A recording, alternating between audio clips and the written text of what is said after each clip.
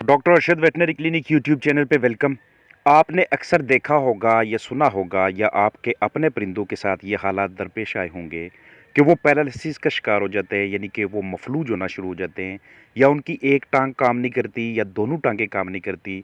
उनके जो पर हैं वो भी फालज का शिकार हो जाते हैं, या उनकी गर्दन मुड़ने लग जाती है, या जिस्म का कोई भी और हिस्सा उनका मफलूज होने की वजह से आपका बर्ड अपना हेल्थ स्टेटस, अपनी सेहत बरकरार नहीं रख पाता।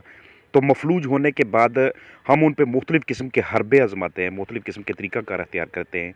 इस वीडियो में बात होगी कि पैरालिसिस क्या चीज़ है, यानी कि बर्ड में फालज का हमला होना, उसकी अलामात क्या हैं, ये कितनी अक़साम का होता है और ये किन किन वजूहात की बिना पे होता है, हम इसकी तशख़ीस किस तरह से कर सकते हैं, इसकी ट्रीटमेंट हम किस किस तरह से कर सकते हैं। मेथिकोबाल का इस्तेमाल करके, मल्टीविटामिन्स इस्तेमाल करके, विटामिन डी और कैल्शियम का इस्तेमाल करके, एवियन को इस्तेमाल करके, मिनरल्स का इस्तेमाल, मसाज करके, उनकी वर्जिश करवा के खून की बहाव की बहाली हम किस तरह से बरकरार रखते हैं। हम अपने बर्ड्स को फ्लूइड थेरेपी किस तरह से करते हैं, विटामिन डी का कौन सा सोर्स देते हैं, कौन सी शवाओं के ज़रिए हम इसका इलाज कर सकते हैं, क़ुव्वत मदाफ़त को कैसे मज़बूत रखना है, कौन कौन सी ब्रॉड स्पेक्ट्रम एंटीबायोटिक्स आपने इस्तेमाल करनी है। तो सबसे पहले मैं आपको ये बताता चलूँ कि आपका बर्ड जिस भी एज के अंदर हो, उसमें ये मर्ज़ मुख्तलिफ़ वजूहात की वजह से हो सकता है। कुछ उज़्व या तो मुकम्मल तौर पे मफलूज हो जाते हैं, या एक टांग या दोनों टांगें मफलूज हो जाती हैं, वो खड़े नहीं हो पाते, अचानक या आहिस्ता-आहिस्ता से चलते हैं। ये जो अमराज़ होते हैं बाज़-औक़ात अचानक आपके बर्ड में रोडमा होना शुरू हो जाते हैं, और बाज़-औक़ात ये स्लो करके आहिस्ता-आहिस्ता से आपके बर्ड के ऊपर अटैक करते हैं। तो इसके लिए एक तो आप फ्लूइड थेरेपी इस्तेमाल करते हैं कि जिसमें आप पानी और इलेक्ट्रोलाइट्स अपने बर्ड्स को ऑफ़र करते हैं ताकि उनके जिस्म के अंदर ताकत बहाल हो सके, और दूसरा उनका मसाज करके उसका जो फालजपन है उसको ठीक करने की कोशिश करते हैं, क़ुव्वत मदाफ़त में इजाफ़ा करते हैं, चाहे हम सेब का सिरका इस्तेमाल करें या सब्ज़ियाँ इस्तेमाल करें या फल इस्तेमाल करें। इसके अलावा हम ब्रॉड स्पेक्ट्रम एंटीबायोटिक्स इस्तेमाल करते हैं। ब्रॉड स्पेक्ट्रम एंटीबायोटिक्स को अपनी मतलूबा डोज़ के साथ इस्तेमाल करते हैं, जो मैं आपको स्क्रीन पे या डिस्क्रिप्शन में साथ-साथ लिख दूँगा। ये बड़े पैमाने पे अमल करने वाली एंटीबायोटिक्स होती हैं, अद्वियात होती हैं, जो कि आपके बर्ड के लंगड़ेपन को, अपाहज बर्ड को और मफलूज शुदा बर्ड को ठीक करने में काफ़ी अहम किरदार अदा करती हैं। ये आपको वक्तन-फ़ौक्तन इनके इंजेक्शंस लगाने पड़ते हैं, ये पानी के अंदर आपको इंसर्ट करनी पड़ती हैं। आपने यूज़ करनी है बड़े पैमाने पे जो एंटीबायोटिक्स इस्तेमाल होती हैं, वो आप अपने बर्ड के अंदर इस्तेमाल करेंगे। रोज़ाना कम अज़ कम 8 घंटों के लिए आपने चलानी है, और 4 से 5 दिनों का कोर्स आपने मुकम्मल करना है।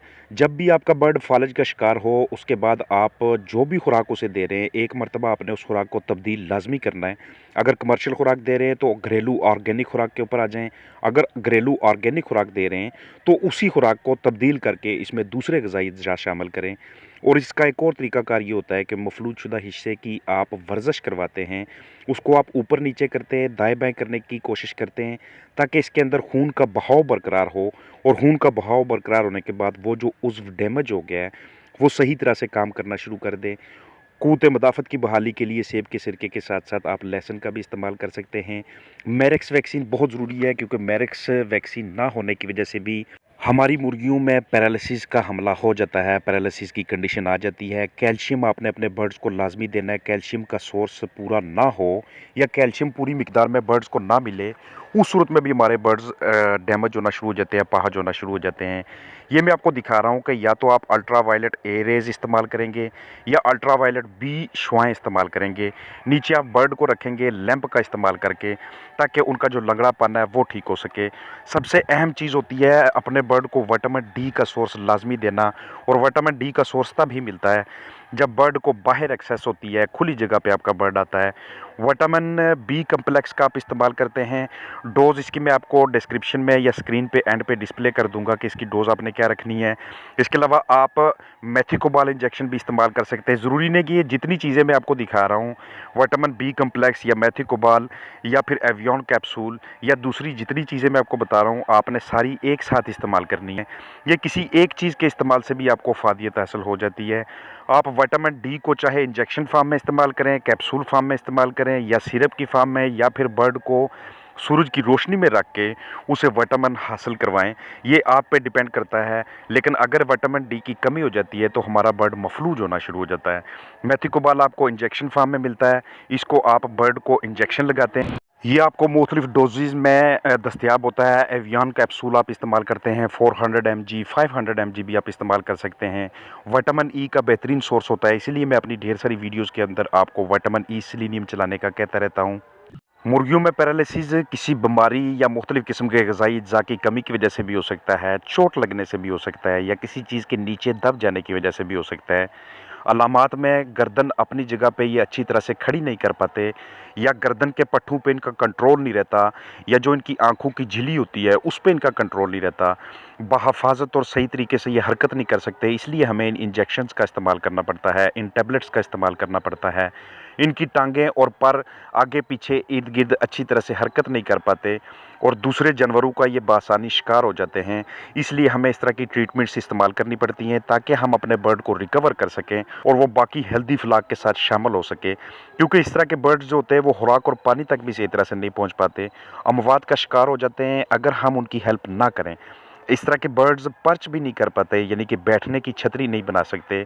बाज़-औक़ात इसका कुछ हिस्सा, कुछ उज़्व डैमेज होता है, मुकम्मल तौर पर बाज़-औक़ात जिस्म इसका मफ़लूज हो जाता है, कभी एक टांग या दोनों टांगें खड़े नहीं हो पाते ये। इसकी बहुत सारी और भी वजूहात होती हैं, मुख्तलिफ बीमारियों की वजह से या मैरेक्स की वजह से, और इसके अलावा पंजों के मुड़ने की वजह से। ये मोरूसी भी होते हैं और ये बाज़-औक़ात आपकी मैनेजमेंट की ख़राबी की वजह से भी होते हैं, कैल्शियम या विटामिन डी की कमी की वजह से भी होते हैं, बाज़-औक़ात रसौली की वजह से या टॉक्सिन यानी कि ज़हर की वजह से भी होते हैं। मुतअद्दी मर्ज़ या वायरस भी इसकी वजह हो सकता है, किसी नस का यानी कि नर्व का डैमेज होना या गुर्दों का ख़राब होना, इस वजह से भी आपके बर्ड में पैरालिसिस के मसाइल आना शुरू हो जाते हैं। अगर आप इब्तदाई मराहल में ही इसको डायग्नोस कर लेते हैं, इसकी तशख़ीस कर लेते हैं, तो इसका इलाज हम बआसानी कर सकते हैं। लेकिन जितना ज़्यादा हम देरी करते जाएंगे, जितना ज़्यादा हम इस चीज़ में लेट होते जाएंगे, उतना इलाज करना कम्प्लेक्स होता जाता है। सूरज की रोशनी का सामना ना करने की वजह से या कम सामना करने की वजह से भी, विटामिन डी की कमी की वजह से भी इस तरह के मसाइल आपके बर्ड्स के अंदर आना शुरू हो जाते हैं। फिर हमें विटामिन्स के टीके, फ्लूइड थेरेपी, पाँव टांगों की वर्जिश, मसाज, मिनरल्स देने पड़ते हैं, लैंप का इस्तेमाल, क़ुव्वत मदाफ़त में इजाफ़ा करना पड़ता है, एंटीबायोटिक्स जैसे महंगे अख़राजात हमें उठाने पड़ते हैं। इसलिए मेरी एडवाइस यही है कि जो मैं बहुत सारी वीडियोस में बताता रहता हूँ कि जब भी आप चिक्स ख़रीदें, आप चिक्स उन ब्रीडर्स के ख़रीदें कि जो ब्रीडर्स बिल्कुल ही एंटीबायोटिक फ्री हैं। अगर एंटीबायोटिक फ्री नहीं है तो वो डिज़ीज़ फ्री हैं। अगर डिज़ीज़ फ्री नहीं भी हैं तो कम अज़ कम ऐसी कोई डिज़ीज़ उसके अंदर ना हो कि जो आगे औलाद के अंदर मुंतकिल हो और हमें उनके लिए इस तरह के लैंप लगाने पड़े, हमें उन्हें शुआओं के ज़रिए ट्रीटमेंट्स देनी पड़े। हमेशा मेरक वैक्सीन शुदा चूज़े ख़रीदें। अगर आप ख़ुद चिक्स निकलवा रहे हैं, ज़्यादा तादाद में आपके पास चिक्स हैं, तो उन्हें वो वैक्सीन लाजमी करें। कोई भी ऐसा बर्ड ना ख़रीदें कि जो आपको पहले दिन पे मोरूसी तौर पे, जीनियाती तौर पे अपाहज और लंगड़ा नज़र आए। B grade chicks, C grade chicks सारी ज़िंदगी आपकी मेहनत को ज़ाया करते रहते हैं। तो मुझे भरपूर उम्मीद है कि ये वीडियो आपके लिए बहुत ज़्यादा हेल्पफुल होगी। अपना ख्याल रखिएगा। फ़ी अमान अल्लाह।